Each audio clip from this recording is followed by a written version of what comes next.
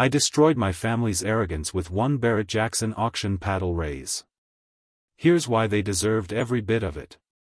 When my daughter Scarlett called my 1969 Dodge Charger embarrassing junk that makes our family look poor, she had no idea she was insulting a car worth more than her house. The look on her face when the auction hammer fell at $500,000? Absolutely priceless. You won't believe how this entitled family spent years mocking their crazy old dad's rusty car obsession, only to discover that the worthless piece of scrap metal in my garage was actually one of the rarest muscle cars in America. But before I tell you how I completely destroyed my family's assumptions and taught them the most expensive lesson about respect, smash that subscribe button, because older man revenge stories like this prove that wisdom always wins over arrogance. Now, let me take you back to when I first fell in love with American muscle and started building what they thought was just a pile of junk. My name is Beaumont, and I'm 68 years old. I spent 43 years as a master mechanic and restoration specialist, but my family always saw me as just another grease monkey who got his hands dirty for a living. In 1971, when I was 25 years old and working at Murphy's Custom Shop, a customer abandoned a 1969 Dodge Charger R/T that had been in a minor accident. The owner couldn't afford the restoration costs and signed the title over to the shop for parts. "Beaumont, you want that heap of twisted metal?" Murphy asked. "Take it off my hands for $500. That heap of twisted metal was a numbers-matching 446 pack with a 4-speed transmission, one of only 432 ever made. But it looked terrible. Damaged front end, rust spots, faded paint, torn interior. To anyone who wasn't a serious car enthusiast, it looked like worthless junk. I bought it anyway and spent the next 50 years slowly, carefully, authentically restoring every bolt, every piece of chrome, every stitch of upholstery. I used original parts, correct date codes, and period-appropriate techniques. It wasn't just restoration, it was automotive archaeology. But to my family, it was just Dad's stupid car project that took up space in the garage. "Beaumont, when are you going to get rid of that rusty old thing?" my late wife Charlotte would tease. "It's been sitting there for decades." After Charlotte passed 3 years ago, my adult children became more vocal about my hobbies. "Dad, you need to clean out that garage," my son Preston would say. "All that old car stuff is just taking up space." My daughter Scarlett was even more direct. "Beaumont, you're 68 years old. When are you going to stop playing with toy cars and act your age?" They saw an old man wasting time on rusty metal. They didn't understand that I was preserving automotive history with skills developed over nearly 5 decades in the business. Every family gathering became another opportunity for them to comment on my embarrassing lifestyle. "Dad still drives that beat-up old truck," Preston would tell his friends. "He's got money saved up, but he'd rather spend it on junk cars than anything practical." "My father thinks he's some kind of car expert," Scarlett would complain to her husband. "He's just a retired mechanic who can't let go of the past." What they didn't know was that my junk car was about to become the most valuable thing any of us had ever owned. But my family was about to cross a line that would cost them everything. Have you ever been judged by family who didn't understand your passion? Let me know in the comments. The betrayal came during Preston's graduation party for his MBA program. He'd invited colleagues, professors, and potential business partners to our house for a backyard barbecue. I was proud of Preston's achievement and happy to host his celebration. I spent the morning preparing food and making sure everything looked perfect for his important guests. That's when Scarlett pulled me aside with a concerned expression. "Dad, we need to talk about your car situation before Preston's guests arrive." "What car situation?" "That embarrassing piece of junk in the driveway. Preston's trying to make professional connections tonight, and your beat-up old truck is going to make our family look poor." I looked at my 1985 Ford F-150. It was original, unrestored, but mechanically perfect and completely reliable. I'd maintained it myself for nearly 40 years.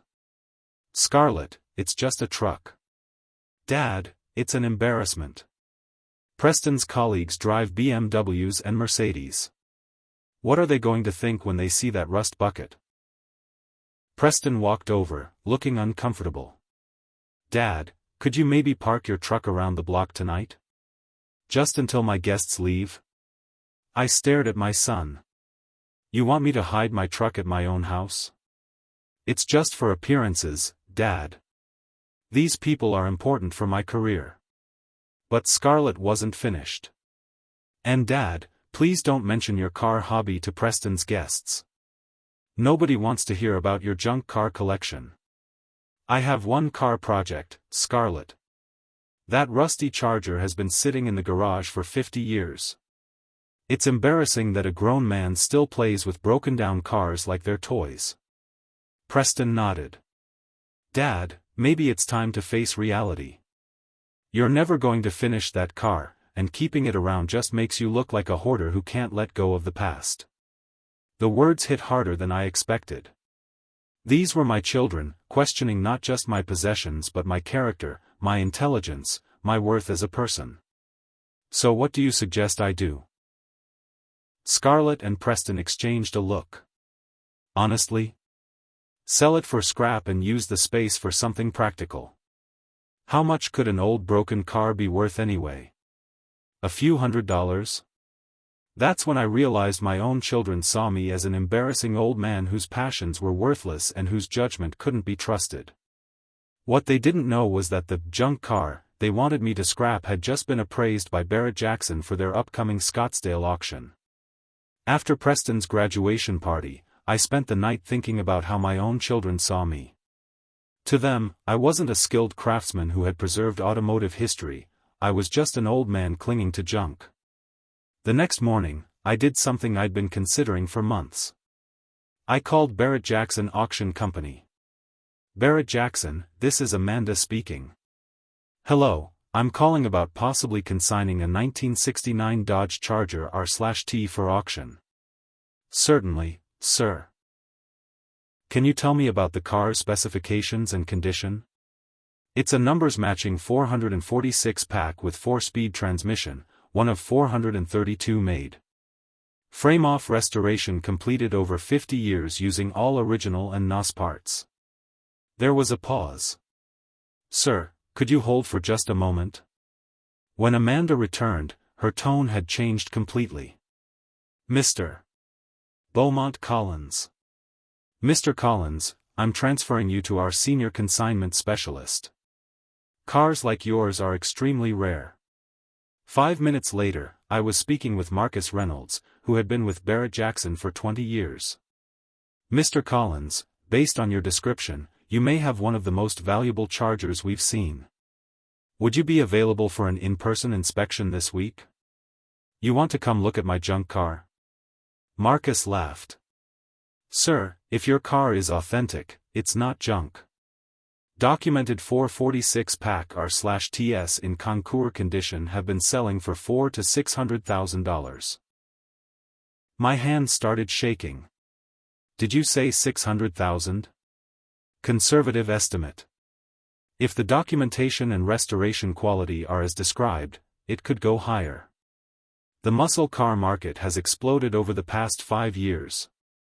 2 days later, Marcus Reynolds and authentication specialist Dr. Patricia Wong arrived at my house with camera equipment, documentation, and evaluation tools. For 3 hours, they examined every inch of my Charger. They verified VIN numbers, date codes, casting numbers, and restoration details. They photographed the engine bay, interior, undercarriage, and paint finish. Mr. Collins, Dr. Wong finally said, this is museum-quality work. The attention to period-correct details is extraordinary. Where did you learn restoration techniques like these?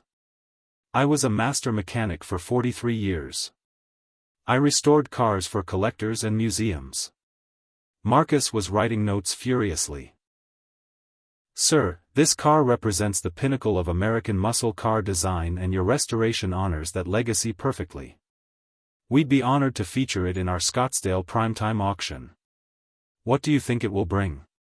Conservative estimate, 4 to 5. Preston nodded. Dad, holding on to the past isn't healthy. You need to focus on practical things at your age. By the time Barrett-Jackson confirmed my auction date, my family had insulted my life's work so thoroughly that I decided they needed to learn the truth in the most public way. What would you have done at this point? Tell them the truth immediately or teach them a lesson? Comment below. But that's not even the worst part. My plan was elegantly simple: let my family continue insulting my worthless junk car while Barrett-Jackson prepared to auction it for $500,000. You see, 43 years as a master mechanic taught me that people reveal their true character when they think they're dealing with something they don't understand. Scarlett and Preston didn't just dismiss my car, they dismissed my expertise, my passion, and my life's work. So I decided to educate them publicly. Barrett-Jackson scheduled my Charger for their Saturday evening primetime block, reserved for the most valuable and significant vehicles. Cars in that time slot typically sold for $300,000 to over $1 million. Mr. Collins, Marcus Reynolds explained, Saturday evening is when our television audience peaks and the serious collectors are bidding. Your car will be presented as Lot S147, right between a 1970 Plymouth Cuda and a 1967 Shelby GT 500. But I wanted my family to witness the auction themselves, so I created a plan that would make them see everything unfold in real time. Scarlett, Preston, I announced at our next family dinner, I've decided you're right about my car hobby. It's time to let go of the past. They looked pleased and surprised. I'm putting the Charger up for auction next month. That's wonderful, Dad. Scarlett said. How much do you think you'll get for it? The auction house estimates maybe a few $1,000s. Nothing life-changing, but enough to clean out the garage. Preston smiled. Dad, I'm proud of you for being realistic about this. Maybe you can use the money for something practical, like updating your truck. Actually, I was hoping you'd both come with me to the auction. I'd like family support when I say goodbye to the car. They agreed immediately, probably expecting to watch me get a few $1,000s for 50 years of wasted work. What they didn't know was that Barrett-Jackson had been promoting my car in their auction catalog as a concours-quality restoration of an ultra-rare muscle car masterpiece. The catalog description read, consigned by master restoration specialist Beaumont Collins, this number's matching 446 pack R/T represents 5 decades of meticulous craftsmanship and automotive expertise. Every component has been authenticated and restored to concours standards using period-correct techniques and original parts. Barrett-Jackson's pre-auction estimate, $400,000 to $600,000. But my family never saw the catalog. They assumed we were going to some small local auction where Dad's junk car would sell for scrap value. The week before the auction, Scarlett made one final attempt to help me with my expectations. Dad, I don't want you to be disappointed if the car doesn't sell, or if it only brings a few $100s. Old cars just aren't worth much unless they're famous or something. I understand, Scarlett. I'm prepared for whatever happens. And Dad? Maybe don't mention to people at the auction that you worked on the car yourself. Professionals might not take it seriously if they know it was just a hobby project. That comment sealed her fate. She wanted me to hide my 43 years of professional expertise because she thought it was embarrassing. The morning of the auction, we drove to Barrett-Jackson in my embarrassing F-150 truck. Scarlett and Preston dressed casually, expecting to spend an hour at some small local car lot. When we pulled into the Barrett-Jackson Scottsdale grounds, with its massive exhibition tents, television crews, and thousands of classic cars worth millions of dollars, their expressions started changing. Dad, this looks big. It's just a car auction, Preston. As we walked through the exhibition halls filled with Ferraris, Porsches, muscle cars, and exotic vehicles, Scarlett whispered, Dad, some of these cars have price tags over $1 million. Are you sure your car belongs here? The auction company seemed to think so. They thought they were humoring a confused old man who had accidentally stumbled into a world-class auction with his rusty hobby car. They were about to learn they were watching a master craftsman's life work receive the recognition it deserved. Little did they know, I was just getting started. Saturday evening at Barrett-Jackson arrived with perfect Arizona weather and a packed auction tent. The primetime television block was about to begin, featuring the most valuable vehicles of the entire sale. Scarlett and Preston sat beside me in the consignor family section, still convinced they were about to watch Dad's hobby car embarrass the family on live television. "Dad, are you nervous?" Preston asked. "What if nobody bids on it?" "We'll see what happens, son." At exactly 7:30 p.m., auctioneer Ryan Brewer took the podium and addressed the crowd and television audience. "Ladies and gentlemen, we're now entering our Saturday evening primetime block, featuring the most significant and valuable vehicles of this auction. Our first lot is a spectacular 1970 Plymouth Cuda that sold last year for $485,000. Scarlett's eyes went wide. "Dad, these cars are selling for hundreds of thousands of dollars." "So it seems." 20 minutes later, Ryan Brewer announced, Lot S147, 1969 Dodge Charger R/T, 446 pack, 4-speed, one of only 432 produced. This concours-quality restoration represents 5 decades of master craftsmanship by consignor Beaumont, a professional restoration specialist with over 40 years of experience. The crowd applauded as my Charger rolled onto the auction block under bright television lights. On the massive screen surrounding the tent, high-definition cameras showed every perfect detail of the restoration work I'd completed over 50 years. Preston grabbed my arm. "Dad, they're calling you a master restoration specialist."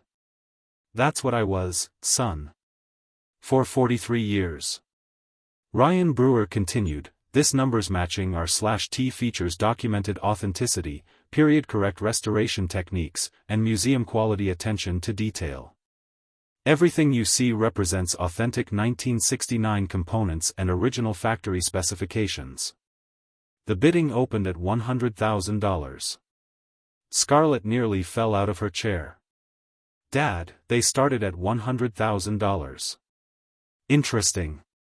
Within 2 minutes, the bidding reached $250,000, with multiple collectors competing aggressively. $275,000, now $300,000, $325. Preston was staring at the auction block in complete shock. "Dad, your car is worth more than my house." $350,000, now $375, $400,000. Scarlett started crying. Not sad tears, but overwhelming realization tears. $425,000, $450, $475. The auction tent erupted in excitement as 2 serious collectors engaged in a bidding war over my embarrassing junk car. $500,000, now $525, $550. Ryan Brewer's voice rose with the crowd's energy. "This is exactly the kind of bidding competition that ultra-rare muscle cars deserve." $575,000, $600,000. But the best part was yet to come. At $625,000, one bidder dropped out, leaving 2 final collectors. The crowd was on its feet, television cameras captured every moment, and my children sat in stunned silence watching their father's worthless hobby become the centerpiece of automotive television. $650,000, $675, $700,000.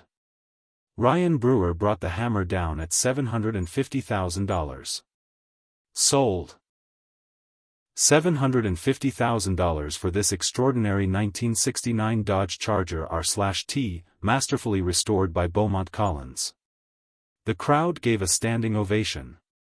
Television commentators praised the museum-quality restoration work and authentic period craftsmanship. Scarlett was sobbing. Preston sat with his mouth open, unable to process what had just happened. As we walked toward the settlement booth to complete the sale paperwork, Preston finally found his voice.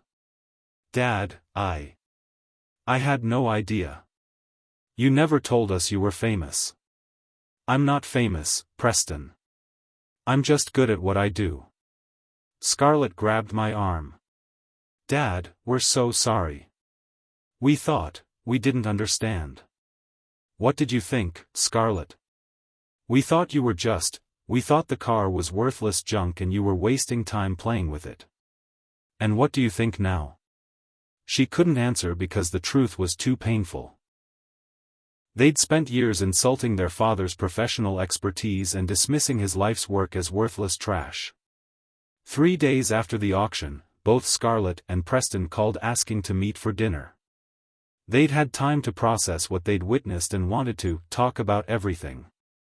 We met at Henderson's Steakhouse, the same restaurant where they'd often complained about my embarrassing lifestyle choices. Dad, Preston began, we owe you the biggest apology of our lives. For what, specifically? Scarlett took a deep breath. For not respecting you. For not understanding that you're actually an expert at something incredible. For treating your life's work like worthless junk. And for trying to make you hide your truck during my graduation party, Preston added. I'm ashamed of myself for that. I nodded. What changed your minds? Dad, after the auction, we researched Barrett-Jackson and classic car restoration, Preston explained. We had no idea you were working at that level. We thought you were just tinkering. 50 years of tinkering that created a $750,000 masterpiece, Scarlett said quietly. We were so wrong about everything. What bothers you most about being wrong? Preston thought carefully. That we judged something we didn't understand. And that we made you feel bad about being passionate and skilled at something extraordinary.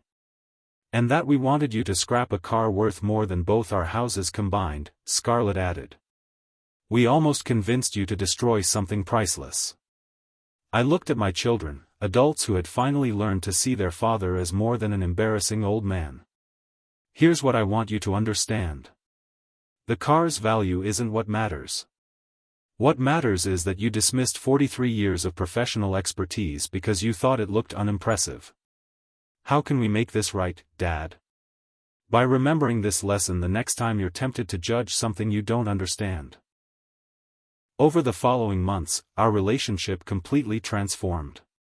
Preston started asking genuine questions about automotive history and restoration techniques. Scarlett brought her teenage sons over to learn about cars and craftsmanship. Dad, would you teach me how to restore a car? Preston asked one Sunday. What kind of car interests you? Something I can learn on. Something that will teach me patience and attention to detail like you have. 6 months later, we found a 1967 Camaro SS project that needed everything. Preston and I have been working on it together every weekend, with him learning the same authentic techniques I'd developed over 5 decades. Scarlett framed the Barrett-Jackson auction catalog page featuring my Charger and hung it in her living room. I want my boys to know their grandfather is a master craftsman, she explained. I want them to understand that wisdom and skill come in many forms. The best part? My embarrassing 1985 F-150 truck now sits in the driveway with pride. Preston tells his colleagues it's a classic example of functional authenticity over flashy appearance. Today, that 1985 Ford truck has become something of a local celebrity. Car enthusiasts and Barrett-Jackson viewers recognize it as belonging to the guy who built the $750,000 Charger. Preston's 1967 Camaro restoration is coming along beautifully. He's learning that true craftsmanship takes time, patience, and respect for authentic techniques. The lesson? Never judge someone's passion project by its appearance.